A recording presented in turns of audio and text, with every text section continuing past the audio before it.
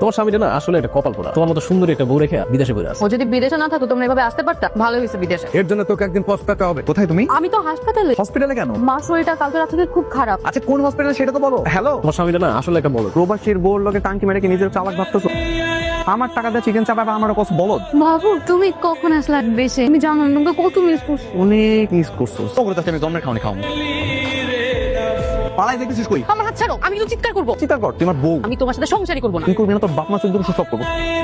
কি হয়েছে এখানে? ভাই দেখেন না রাস্তাঘাটে হাত ধরে হাত টানাটানি করতেছে। কি সমস্যা? আমি ওর স্বামী গত 4 বছর ধরে বিদেশ করতেছি। প্রতি মাসে মাসে যা টাকা পায় সব টাকা উড়াইতেছে। কারণ নাকি আমার ডিভোর্স দিব। ভাই ভাই আচ্ছা এইভাবে কোনো কিছু না বলে দেশে চলে আসাটা ভালো হয় না জামাই। আহা গো, কত বড় একটা অন্যায় করে ফেলাইছি। দেখো জামাই, জামাই আমি তোমার মার মতো, তুমি কিন্তু আমার সাথে একটু হিসাব করে কথা বলবা। এখন আপনার সাথে আমার হিসাব করে কথা বলতে হবে। এই দেখো এত কথা বলে না লাভ নাই। ভদ্রভাবে যদি আমার সাথে সংসার না করছ না, তোর একেবারে করে তারপর মিজাইলে যাবো। কি হচ্ছে? ছেলেটা এতদিন পর আসছে, সে একটু রেস্ট নিবে। আমি ওর সাথে ঘুমাবো না। ঘুমাবি না কেন? আমি তো স্বামী না। আমি তোমাকে স্বামী বলে মানি না। চল তুমি চল। এই আচ্ছা আমার মেয়ে আচ্ছা শ্বশুর আব্বা, আমি আমার বউ নিয়ে ঘরে যাচ্ছি। আপনি প্লিজ আপনার ওনাকে সামলান। তুমি নিচে ঘুমাবা। আমি যদি নিচে ঘুমাই তলকে বিছনায় কে ঘুমাইবো? তোর নাগর? আমার টাকা কিনা বাড়ি, আমার টাকা কিনা খাট, আর আমার কাছে নিচে ঘুমাইতে। এখানে যা কিছু আছে কিছুই আর তোমার নেই, সব আমার। সরো দিক যা, চুপচাপ করে ঘুমা।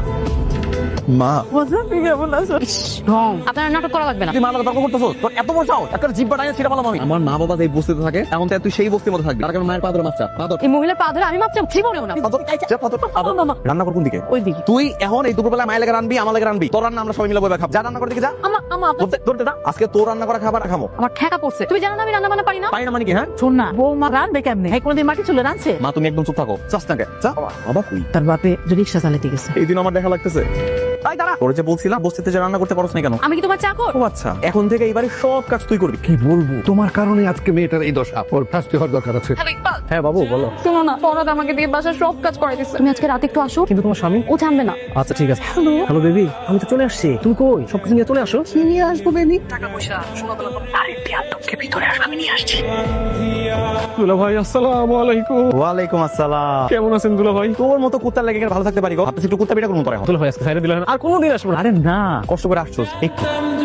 কে ওখানে? আরে বল, আমি তোমার জামা। তুমি ওখানে কি করো? কুত্তা পিটাইতেছি। আর জীবন আমার বলে এরকম ডাকতে পেটে গিরি করবি? না দুলা ভাই না। কেন করলি এরকমটা? আমি কি তোর প্রতি মাসে টাকা কম দিছিলাম? বৌমা, সাজানো সংসারটা নষ্ট করো না। মা, তোমরা ভালো থাকলে আমার খুব ভালো লাগে। কি করি বলো তোমা? ও তো আবার সব সম্পত্তি ফিরিয়ে নিতে চাচ্ছে। মামার বাড়ির মোট চাইলেই পাওয়া যায় না। পুলিশ ডাইকা ধাক্কাতে বাড়ি থেকে বের করে দিবে। তুমি বেশি ব্যথা পেয়েছো বাবু। না সেই ব্যথা কি আর ব্যথা তোমার জন্য? মাথায় একটা বুদ্ধি দিচ্ছি, সব টাকা পয়সা নিয়ে তোমার সাথে পালা যাবে। এই যে ভাগো। তুমি মা মা আপনার ছেলে কিছু বলেন। আর কি হয়েছে? আমার কথা শুনবে। তোমরা ভাবছিলাম ও ভালো হয়ে যাবো। ও জীবনে ভালো কোনো মাইয়াই না। আমি একদম ভালো হয়ে যাবো। আমার কাছে এই পর্যন্ত যা কিছু নিয়েছে সব ফিরাই দিবি তো? হ্যাঁ সব ফিরিয়ে দিবো।